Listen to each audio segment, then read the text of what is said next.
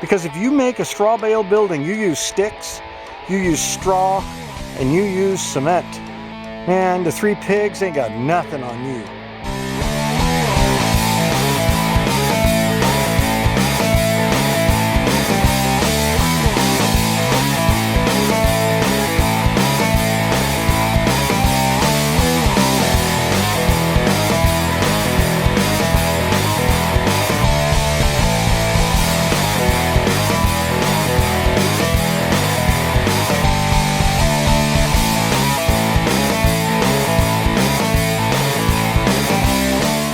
Don't build anything out of straw bales and concrete until you watch this video. I've seen all kinds of naysayers that talk about straw bale buildings with the concrete and chicken wire on the outside, and they talk about how it's just going to rot internally and sag and settle and be just a disaster within 10 years. And these are people that have never done anything with the straw bales and the concrete. And I'm going to demonstrate that. Let me show you the results here. I have behind me a building you see over my shoulder that was built in 1993, and it's now 2021. And you're going to see a few things about it. I'm going to show you, and you can make a judgment call for yourself whether this is a good building style or not. So let's go take a look. It was the winter of 1992 or 93 that my brother and my parents bought the homestead of their dreams. As Murphy would have it, they had one of the highest snowfalls on record that year. So much snow, in fact, that after closing on the property, they had to stay with me at my house until it melted enough to get in. They had bought 20 acres with an old, poorly built shack on it, and they could not have been happier. That spring, they had a well drilled, and they proceeded to build a pump house. Now, in light of the severe winters that at times reach as cold as negative 28 Fahrenheit or negative 33 Celsius, they opted to build a pump house out of straw bales. Now, I admit, I was a skeptic. I did like the R factor between 40 and 50, but my question was, would it last? Would it stand the test of time? Well, stay tuned, and I'll share with you the important lessons they learned while living with straw bale construction for the last 28 years. All right, here we are. This is the pump house. Back in 1993, they didn't want the pump house to freeze. So they put up straw bales on a cement slab floor, and they ran pieces of wood through them like rebar, and then they covered it with chicken wire and then smeared a concrete mixture, which I'll go over later with you, around the outside of it. But let me show you a couple things. This has been quite a few years. So here we have 28 years. Now we're getting ready to put a new roof on it, because in 28 years, the old roof, which was just kind of put up there with what they had available, because there was no money left after they got done building the building, they just used what they could find to make a roof for it. And after 28 years, a storm came through and blew that off. Everything was made out of reclaimed parts. Well, now they've built this industrial strength roof that you're going to see on top of it. But let's take a look at the construction methodology and how far it got finished and how it's held up, because it's very telling. I mean, you take a look, you can see a few patches here and there that have been made over the years because they had to adjust their mixture. If you don't have your mixture right, it has a tendency to crack a little. You can see a few cracks here and there. They're not severe ones, but they plugged holes, and you can see some chicken wire sticking through. They didn't get the final coat on. They just didn't get time. They ran out of time, and there's still a few holes, and you can see right here, here's a hole. And this is outside, exposed to the elements, and it still looks pretty darn good. Now let's go inside and take a look. There's the pump, okay, and there it is. Just so you know, 8 2393. That's when it was completed. Okay, up here you can see they never quite finished inside. And you can see the straw is doing just fine. It stayed dry because they had a roof on it. And that's been up there for 28 years, just like that. It hasn't settled an inch.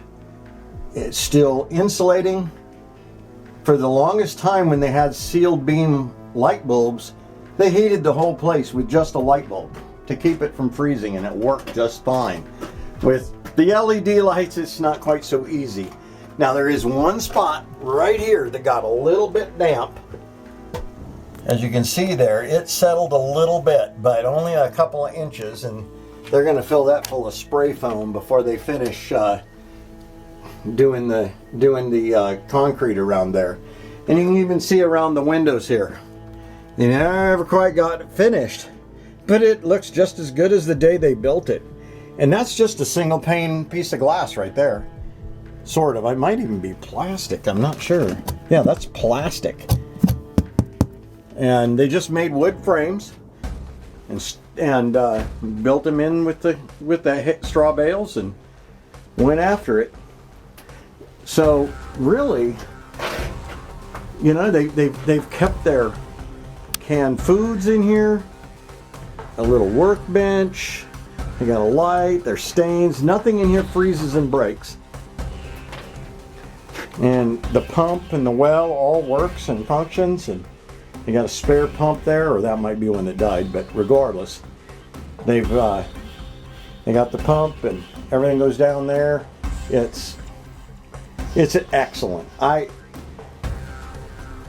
So anybody who tells you that this is substandard and bad, they don't know what they're talking about, because this stuff stands the test of time. Let's go take a look at another building. There are two primary systems used in straw bale homes. One is where you build a post and beam house and insulate it with straw bales. That method is most closely related to what's called wattle and daub. The other method is where bales are stacked like bricks and then coated with cement. This is more akin to a cob structure, as the bales are structural. Here on the homestead, they built both styles. Now I asked my brother Yone which one was better, and he said, doesn't matter. Post and beam style is more expensive, but it's easier to do repairs if there's some damage, or if you want to cut a hole in it to put on an addition or what have you. It's a little easier with the post and beam because you're not messing with the structure. On the other hand, the cob style is less money to build and just as durable.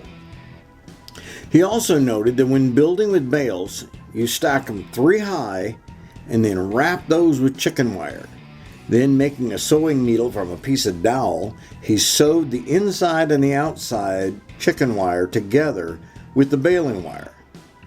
Then he would take a mixture of 2 parts Portland cement, 3 parts lime, 3 parts saturated softwood sawdust, and 9 parts sand. He mixed this to the consistency of peanut butter, and he coated the walls on both sides. After 2 coats of cement, then you can go up 3 more bales and repeat the process. Stacking them more than 3 high without mudding them, they get a little unstable, and it's difficult to keep your walls straight, and they might even fall down on you. So you keep going until you reach as high as you wish to go. He found that 5 bales is around 7.5 feet or 2.3 meters high. So if you want to go higher, you just add another bale and you're fine. When you reach the height you desire, you put on a final coat of mud to tie all of it together, and you drive either wooden stakes or rebar in from the top all the way down to the bottom, and then you finish with a concrete cap on the walls to level it all up. Now for windows and doors, you'll need to make a frame with a header to hold the weight of the roof, and then you attach a chicken wire flange about 12 inches wide or 0.3 meters wide and sew them into the walls. Be sure to screw a piece of plywood over the window hole to keep it square during construction. Then remove it to install the windows after you're done.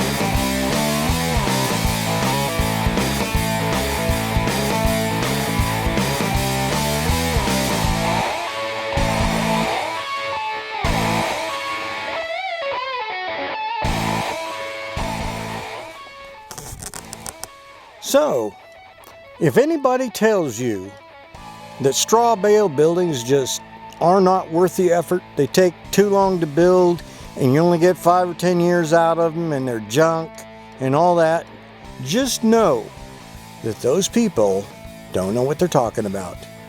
I mean, 28 years, that's almost 30 years, and these straw bale buildings have done just fine.